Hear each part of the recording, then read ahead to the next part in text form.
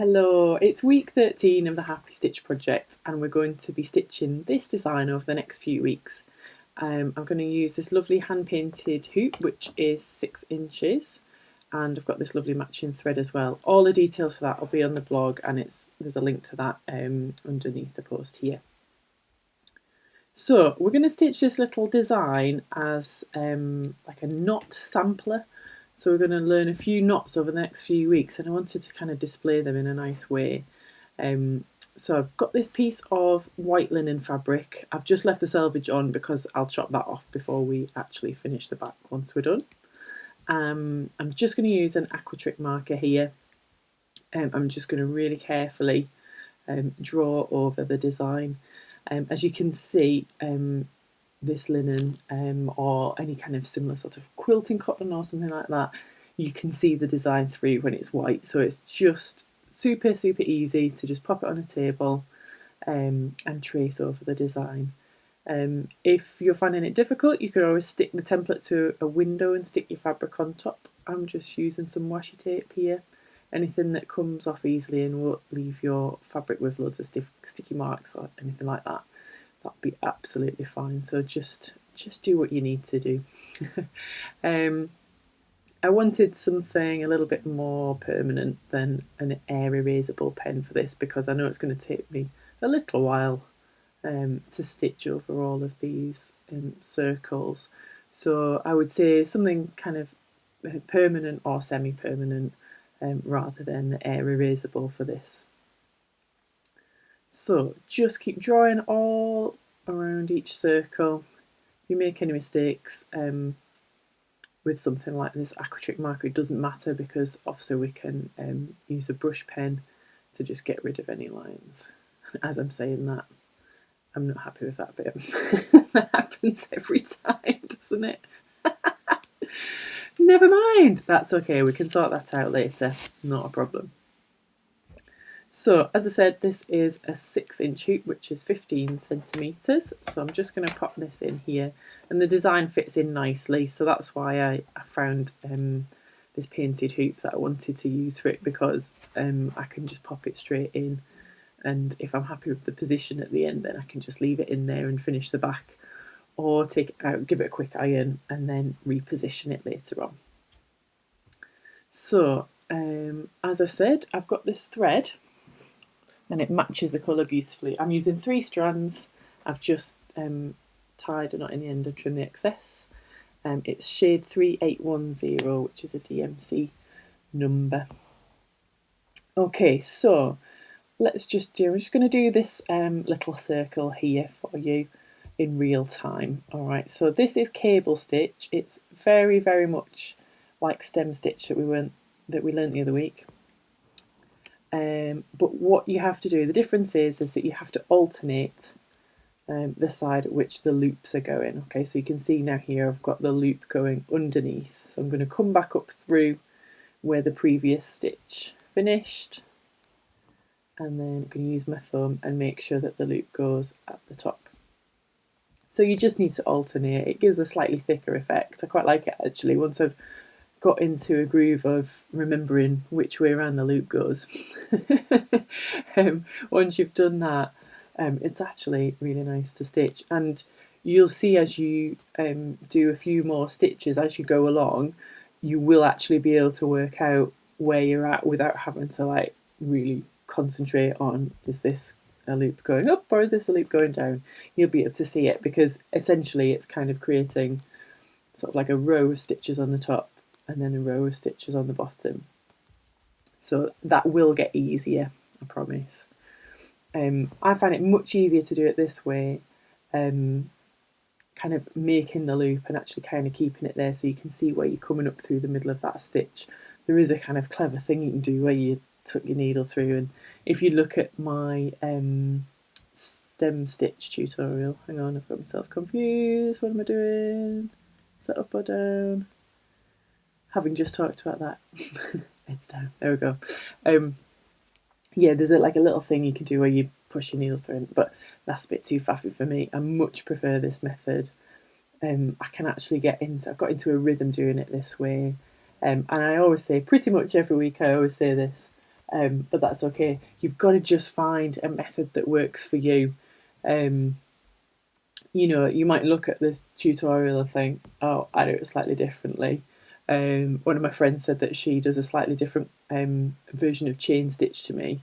And that's absolutely fine. I'm not saying you have to do it this way at all. Everyone's got a technique that works for them. So just have a little play around. And I haven't done it on this video because this is my method of doing it now. But if you do want to have a look, go back and have a look at the stem stitch video. You'll just find a link to that on my YouTube profile. So we're just going to move around this circle, and as you see, I'm making use of my thumb quite a lot here to just keep those loops in the right position. And when you get into a rhythm, I think you kind of sort of do it intuitively.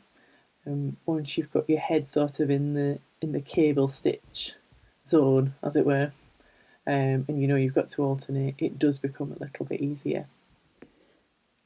Actually, this colour that I've chosen is kind of covering up these lines, so I don't think that I'm going to have to use the water pen very much on this design actually, which is cool. It creates quite a nice thick line, does this stitch, and it seems to be covering up nicely. So apart from that bit just to the left there where I messed it up on that other circle, I don't think I'm actually going to need to use it that much, so that's good. Now, as I've been stitching this one this week, I've realised that when you're doing curved lines like this with the cable stitch, it's better to keep your stitches nice and small. Sometimes if they get a bit too big, it's just hard to really get that curved edge, so just try and keep them fairly small. And if you want to have a practice, have a test hoop. It's always a good idea to have just like a random scrappy hoop that you can do little tests on, particularly if you've either learning a stitch for the first time, or even if it's just one you think, I haven't done that for a little while and I probably want to have a little go at this before I like put it on my finished final project. Always have a test hoop.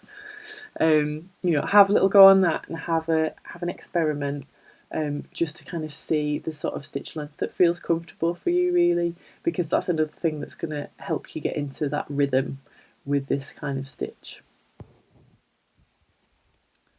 So just line my fabric out of the way. Don't worry if you catch it in. I've done it in another video and I've talked about it, I think previously, about catching your thread on that loose fabric at the side. Done it loads of times, done it in workshops. It's always a bit embarrassing. Everybody does it, so don't worry if you ever do that. I haven't on this occasion, which is good, but it is something that happens to the best of us.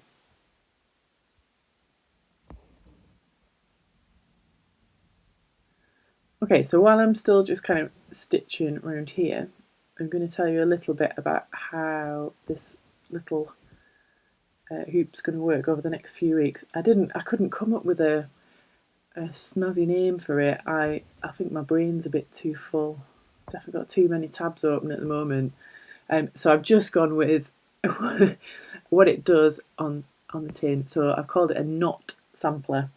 And basically what we're going to do is use these little circles or bubbles or whatever you want to call them, to kind of cover or like fill with lots of different new knots over the next few weeks. We've actually already done one. We've conquered the French knot already. If you missed that or you want to go back for a little refresher, have a little look, because my handy tutorial will just help you do those in no time. And if you want to choose one of your circles this week to fill with French knots, then that's cool. You can do that. That's not a problem at all. I will be doing that. I haven't done it for this video because there's a lot going on at the moment and I didn't have time to actually do that this week, and I thought it might be nice to just sit down and do a few through the week. So yeah, so I think we're going to do 5 new types of knot over the next few weeks, and we'll choose which ones to do in each circle, because I just thought it'd be fun to learn a few. Knots are, we tend to get kind of hung up on French knots, but there are lots of other lovely ones that I want to learn as well, and so we're going to do that and then use this hoop as a way to display them all. So there we go, that's the cable stitch finished on the first circle. So I'll just tie off at the back here, so make a loop, put it right down to the fabric, and then just pop your finger over there, and then do the same again, not too tightly so it pulls it out of shape. It's looking pretty neat on the back, I like that. So there we go, that's our first circle, and now I'm just going to do all of the other ones and then come back. And here we go, ta-da! That's cool, I like it. That's what it looks like on the back, so all of those circles like that. I haven't got rid of my little watermark yet, but as I said, we're going to fill in these circles with lots of different knots as we go, and there'll be more information on the blog, on the blog even. And I'll make sure I get that pen line out with my water pen for next time. So happy stitching this week.